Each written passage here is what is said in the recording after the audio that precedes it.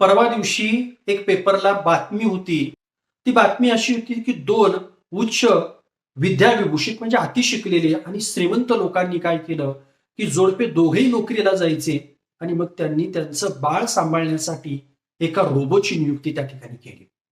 त्या रोबोला सांगितलं होतं की बाळाची देखभाल करायची आणि त्या बाळाला जर कोणी त्रास दिला तर त्याला पनिशमेंट. सुट्टीच्या दिवशी सगळेच घरी होते. रोबो त्याचं काम करत होता, बाळावरती निगराणी ठेवत होता, बाळाची त्या ठिकाणी मदत करत होता. आई सुद्धा त्या दिवशी घरी होती. आईनं काय केलं, की बाळाकडे लक्ष देत असताना बाळानं एक दूध ठेवलं होतं, ते प्यायला दिलेलं, ते दूध सांडवलं.